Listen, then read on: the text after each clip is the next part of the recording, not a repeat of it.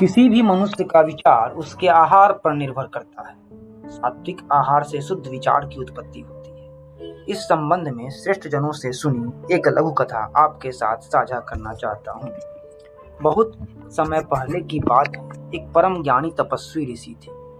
वे बालपन से ही भगवत प्रेमी एवं सदाचारी थे। वे गांव-गांव घूमकर उपदेश दिया करते थे। एक बार गर्मी के समय वे किसी गांव से गुजर रहे थे। रेगिस्तानी इलाका था, इसलिए उन्हें शीघ्र ही प्यास सताने लगी। बहुत दूर चलने के बाद उन्हें एक कुआं दिखाई दिया। वहां रखी बाल्टी से पानी निकालकर उन्होंने अपनी प्यास बुझाई। प्यास बुझने के बाद उनके मन में एक विचार आया कि क्यों ना मैं ये बाल्टी जल से भरकर अपने साथ रख लूं, ताकि आगे यात्रा के दौरान मुझे प्यास लगे तो मुझे प्यास से तड़पना न पड़े। यह सोचकर उन्होंने बाल्टी पानी से भरी और साथ लेकर आगे बढ़ चले।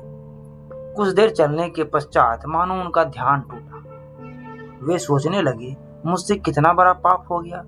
मैंने कभी कोई बुरा कार्य नहीं किया और आज मैंने चोरी कर ली, वह भी ऐसे कुएं के बाल्टी की चोरी जो न जाने कितने प्यासों को तृप्त करती थी।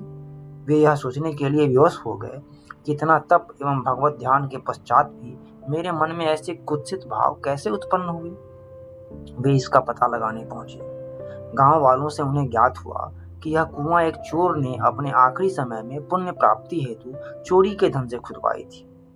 अब उन्हें समझ में आ गया कि चोरी का यह भाव उनके मन में कैसे उत्पन्न हुआ। कहा भी गया है, जैसा खाए अन्न वैसा होए मन। तो शुद्ध विचार के लिए आहार सात्विक होना परम आवश्यक है। सात्विक आहार अर्थात शाकाहार। शाकाहार हमारे शरीर को अनेक व्याधियों से बचाता है।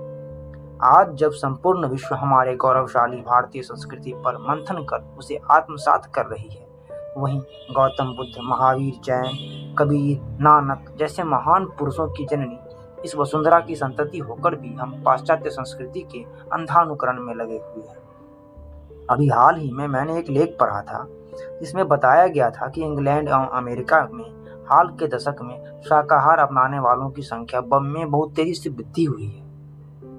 हमें इस विषय पर आत्ममंथन करने की आवश्यकता है कि जिस बौद्ध धर्म ने भारत के बाहर अनेक देशों में अपनी अमिट छाप छोड़ी है, वह अपने ही देश में उपेक्षित क्यों है। महावीर, कबीर, नानक के विचार यही अप्रासंगिक क्यों हैं। मैं सर्वप्रथम शाकाहार पर बल देने हेतु इसके मानवीय पक्ष को आपके समक्ष प्रस्तुत करता हूँ। दया, संयम, उचित अनुचित का भेद, ज्ञान, यही सब गुण तो मनुष्य को मनुष्य बनाता है। अन्यथा उसमें और पशु में क्या अंतर रह जाएगा। यही तो मानवता है। अब मैं आपसे कुछ प्रश्न पूछना चाहता हूँ। यदि आपके घर में कोई शुभ कार्य होता है, अर्थात विवाह, जन्मोत्सव आदि, तो उन अवसरों पर भी प्रायः मांस का सेवन किया जाता है। आप बताएं कि अपने पुत्र के जन्म की खुशी मनाने के लिए किसी और के पुत्र की बलि चढ़ाना उचित है। आप जिस जीव, बकरी, मुर्गी, मछली आदि का मांस परोस रहे हैं, वह भी तो किसी का पुत्र पुत्री था। खुशी आपके घर आई, इसमें उनका क्या दोष जिन्हें अपना सदस्य खोना पड़ा या अपना बलिदान देना पड़ा। तनिक विचार कर देखिए। इस संबंध में परम पूज्य गुरुदेव की कृपा से मैं अपनी एक रचना आपके समक्ष रखना चाहता हूँ। यूं तो यह रचना मैंने मैथिली भाषा में लिखी थी, परंतु मैथिली भाषा की हिंदी से निकटता के कारण आपको समझने में विशेष कठिनाई नहीं होगी। नयन नीर भरी रोए बकरिया, कौन कसूरवा मोर रे। नयन नीर भरी रोए बकरिया, कौन कसूरवा मोर रे। घास पाते हम चिबाबी, नहीं किनको ता हम सताबी। घास पाते हम चिबाबी, नहीं किनको ता हम सताबी। कड़ी ने हम बल जोर रे, कड़ी ने हम बल जोर रे। नयन नीर भरी रोए बकरिया, कौन कसूरवा मोर रे। अपन बच्चा सन मनुखक बच्चा, दूध पिएलूं बुझ के सच्चा, अपन बचा सन मनुखक बच्चा। दूध पिएलूं बुझ के सच्चा, लाज न आबो तोर रे, लाज न आबो तोर रे। नयन नीर भरी रोए बकरिया, नयन नीर भरी रोए बकरिया। शुभ अवसर तो हर घर आओल, मंगल गीत सखी सब गाओल। शुभ अवसर तो हर घर आओल, मंगल गीत सखी सब गाओल। हम नचितौं जोर रे, हम नचितौं जोर रे। नयन नीर भरी रोए बकरिया, नयन नीर भरी रोए बकरिया। कौन कसूर वे हम सताओल, रुधिर धार किया मोर बहाओल। कौन कसूर वे हम सताओल, रुधिर धार किया मोर बहाओल। मांस खाओल किया मोर रे, मांस खाओल किया मोर रे। कहलथि सद्गुरु सत्य कबीर, जम कर फांस में परलई जीव। कहलथि सद्गुरु सत्य कबीर, जम कर फांस में परलई जीव।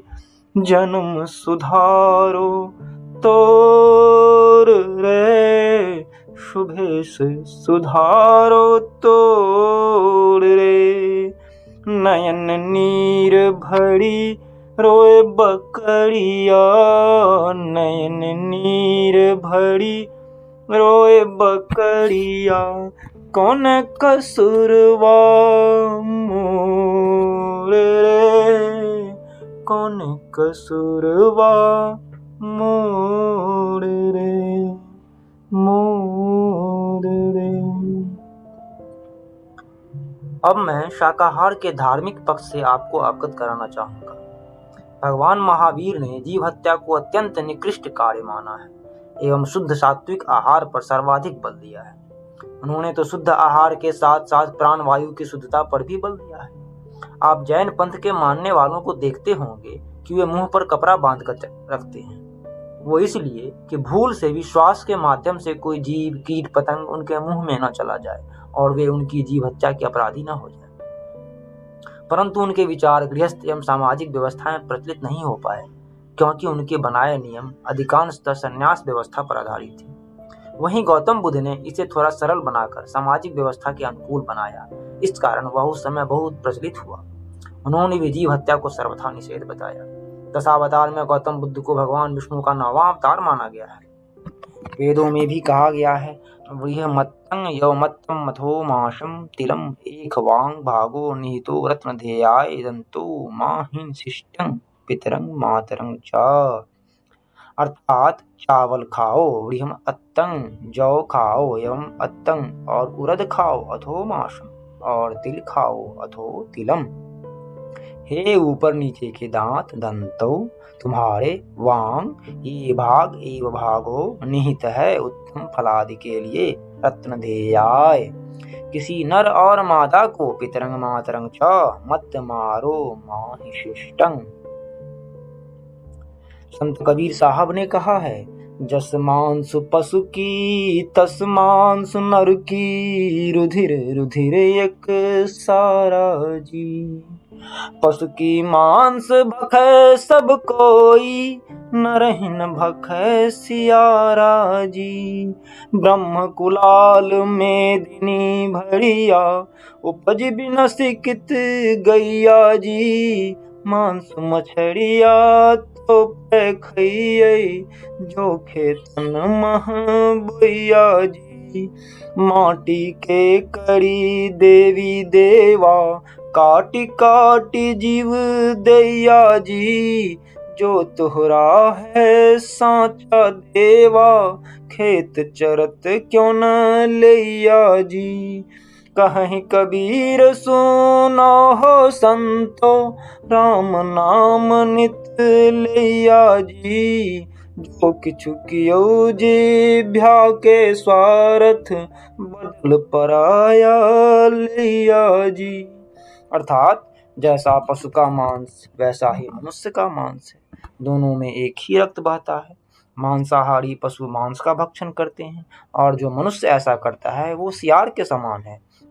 ईश्वर रूपी कुम्हार अर्थात ब्रह्म कुलाल ने इतने बाग बगीचे बनाए, फल फूल बनाया, वो सब उपज कर कहाँ जाते हैं। मांस मछली खाना तो दोषपूर्ण है, उसे खाओ जो खेतों में बोआ जाता है। मिट्टी के देवी देवता बनाकर उन्हें जीवित पशु की बलि चढ़ाते हो। यदि तुम्हारे देवता सचमुच बलि चाहते हैं तो वह खेतों में चरते हुए पशुओं को क्यों नहीं खा जाते। कबीर साहब कहते हैं कि यह सब कर्म त्याग कर नित राम नाम का सुमिरन किया करो, अन्यथा तुम भी जो अपने जीवा के स्वाद के कारण यह कर रहे हो उसका बदला भी तुम्हें उसी तरह चुकाना पड़ेगा। एक दूसरी जगह संत कबीर कहते हैं, पंडित एक अचरज बड़ होई, एक मरी मुए अन्न नहीं खाई, एक मरी सिझै रसोई। अर्थात हे पंडितों ज्ञानियों, एक बहुत बड़े अचरज की बात सुनाता हूँ। एक जीव के मरने पर तो तुम शोक मनाते हो और अन्न नहीं खाते हो, वहीं दूसरी ओर एक जीव को मारकर रसोई बनाते हो। अब शाकाहार के संबंध में कुछ वैज्ञानिक तथ्यों पर भी प्रकाश डालते हैं। हमारे शरीर की रचना कुछ इस प्रकार की है जिससे वह शाकाहारी प्राणियों के समूह में आता है। मांसाहारी जंतुओं में मांस को चीरने फाड़ने के लिए बेहद नुकीले एवं पैने दांत पाए जाते हैं, परंतु मनुष्यों में इसका अभाव होता है। वहीं समस्त मांसाहारी जीव अपनी जीवा से पानी पीते हैं, परंतु शाकाहारी जंतु पानी घूंट घूंट कर पीते हैं और गटकते हैं। मनुष्य भी ऐसा ही करता है। आप यदि कहीं कोई विक्षिप्त शव या कोई मांस का टुकड़ा देखते हैं तो सर्वप्रथम घृणा का भाव उत्पन्न होता है, क्योंकि हमारे शरीर की बनावट शाकाहारी जंतु की है। इसलिए मस्तिष्क संबंधित तंत्रिका को घृणा का भाव प्रेषित करता है, जिससे हम विक्षिप्त शव या कोई मांस का टुकड़ा इत्यादि देखते ही मुंह फेर लेते हैं। यदि हमारा शरीर मांसाहारी प्रकृति का होता तो हमारे लिए यह लालसा की वस्तु होती, परंतु ऐसा नहीं होता है। इसके अतिरिक्त मांस के सेवन से पशु पक्षियों को होने वाले विभिन्न रोग भी मनुष्यों में फैलने की आशंका रहती है, इसलिए सात्विक भोजन ही करना चाहिए। छांदोग्य उपनिषद में कहा गया है, आहार शुद्ध होने से अंतःकरण की शुद्धि होती है, अंतःकरण के शुद्ध हो जाने से भावना दृढ़ होती है और भावना की स्थिरता से हृदय की समस्त गांठें खुल जाती है। इस संपूर्ण आलेख का सार यह है कि अपनी आहार चेतना को जागृत कर हमें शाकाहार पर बल देना चाहिए। शाकाहार ही सर्वोत्तम आहार है। साहिब बंदगी।